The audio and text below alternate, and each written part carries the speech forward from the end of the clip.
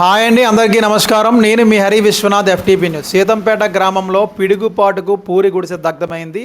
మరి ఎక్కడో కాదు, విజయనగరం జిల్లా కొత్తవలస మండలం తుమికాపల్లి పంచాయతీ సీతంపేట చివారు కలాల్లో పొలమరశెట్టి పద్మజ్యోతి పూరి గుడిసె అక్కడికక్కడే దగ్ధమైందండి. ఈ యొక్క పిడుగుపాటుతో పూరి గుడిసె, అదేవిధంగా పక్కనున్న చెట్లు కూడా కాలిపోయే పరిస్థితి మనం చూస్తూ ఉన్నాం. దీంతోపాటు వరి, దాన, అదేవిధంగా 2 ఎకరాలకు సరిపడా గడ్డి కూడా పూర్తిగా దగ్ధమైంది. సుమారు 1,50,000 రూపాయల ఆస్తి నష్టం కలిగిందని అక్కడ ఎవరైతే పొలమరశెట్టి పద్మజ్యోతి చెప్పడం జరుగుతూ ఉంది.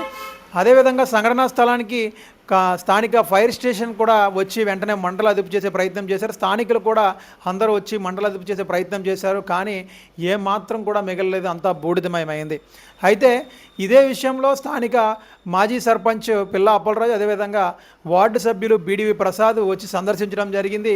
పొలమరశెట్టి పద్మజ్యోతి ఎఫ్టీపీ న్యూస్తో మాట్లాడుతూ ఇటు ప్రభుత్వ అధికారులు కానీ ప్రజాప్రతినిధులు కానీ వెనువెంటనే స్పందించి నాకు నష్టపరిహారం ఇచ్చే విధంగా చేయండి అంటూ ప్రాధాయపడే పరిస్థితి మనం చూస్తూ ఉన్నాం. ఈ విషయంలో ప్రభుత్వం కానీ ప్రభుత్వ అధికారులు కానీ ప్రజాప్రతినిధులు కానీ ఏ విధంగా స్పందిస్తారో వేచి చూడాల్సి ఉంది. పొలమరశెట్టి పద్మజ్యోతి ఎఫ్టీపీ న్యూస్తో మాట్లాడుతూ, పొలమరశెట్టి పద్మజ్యోతి నా పేరు. ఇలా వర్షం పడుతుంది, గేదెలు లోపల ఉన్నాయని బయట కట్టడానికి వచ్చాను. కళ్ళంలోకి వచ్చేసరికి పిడికి పడి నా మీద పడవలసింది, పరిగెత్తుకుని వెళ్ళిపోయాను. నేను భయపడి ఆ చెట్టు మీద పడి, పాక మీద పడి, ఇంకో చెట్టు మీద పడింది. పడి మొత్తం పాక, చెట్లు అన్ని కాలిపోయాయండి. మొత్తం పాకలో ఫీడు ఒక 20,000 అలా ఉంటుంది, పాక ఒక 1,00,000 రూపాయలు, గడ్డి మీద కూడా ఒక 50,000 ఉంటుందండి.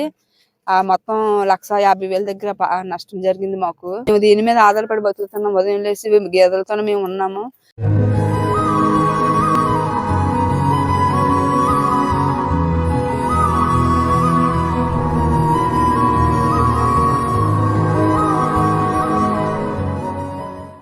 చాలా నష్టపోతుంది. ప్రభుత్వం మాకు సాయం చేస్తారని కోరుకుంటున్నాము.